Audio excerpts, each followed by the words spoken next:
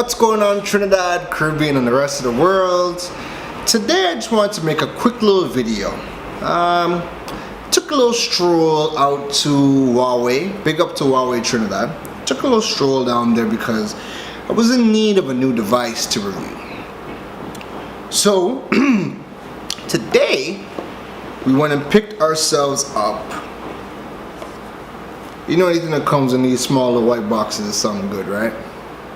I know you know. Today we went and picked up the Huawei P10 Lite.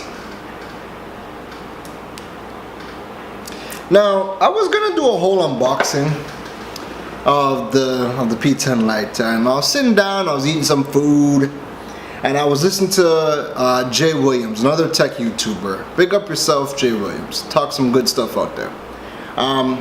And I was listening to some of the points that he was making in today's Smartphone Conversations for July 10th.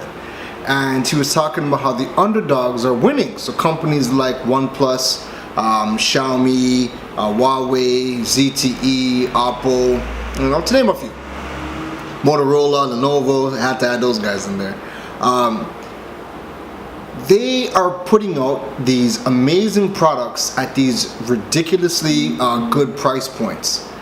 So between that $200 to $400 range, you're getting a host of different smartphones from these manufacturers, and they're making some great devices, you know. And considering the fact that the average person does not use the majority or push these devices to their limits, you know, some of the more premium high-end devices like your S8, your iPhones, you know, your HTCs, your LG G6s, some of those devices, I mean, you're paying for a device that you're not even really going to be using to the extent, you know. And I'm sitting there listening to him talk, and obviously over the last couple of years, prices for phones in the Caribbean have ballooned, right? So it makes it even harder to spend some of the money that we have to spend for some of these devices. Me personally, I don't think some of these devices are worth it, the money, when they come to Trinidad, you know. So I'm holding the P10 Lite, and I'm like, this is a beautifully designed phone. It feels, it has a kind of iPhone feel to it. It's a very, very premium body, and this is the Lite. This is not even the full P10. This is the P10 Lite. Okay.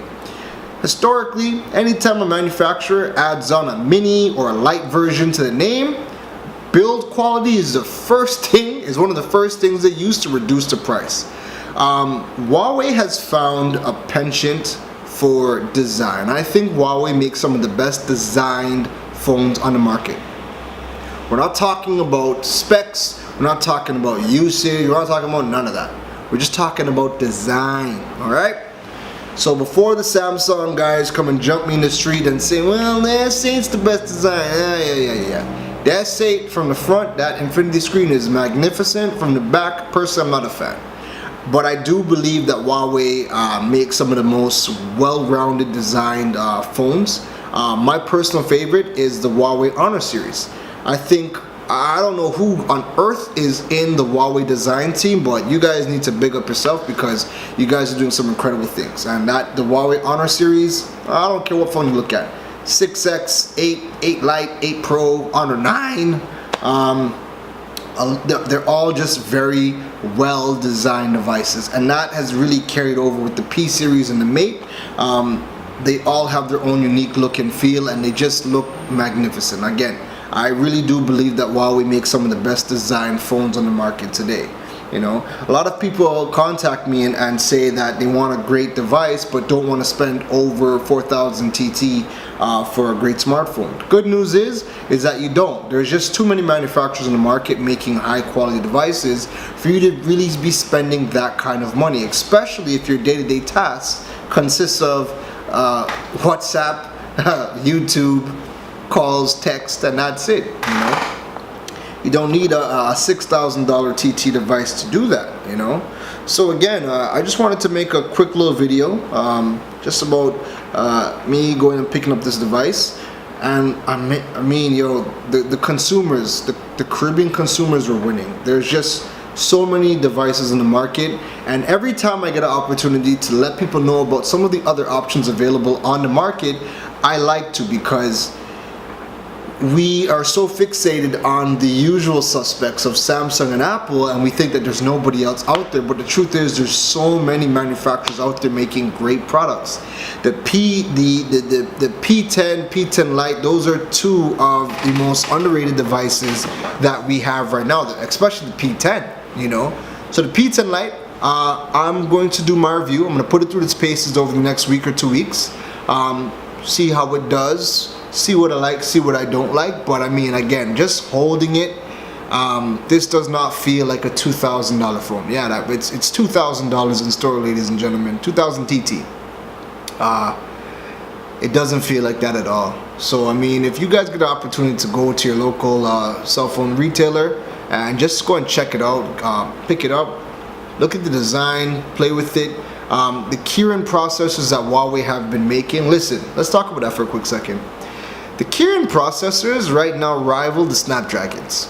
If it's not a Snapdragon processor or a Kirin processor, I don't even really want to hear about it. Those right now are the two top performing processors. So if you get an opportunity to pick up a device that has one of Snapdragon's or a Kirin processor, then your smartphone's already going to be better than a lot of the competition that doesn't have one of those processors in it, you know.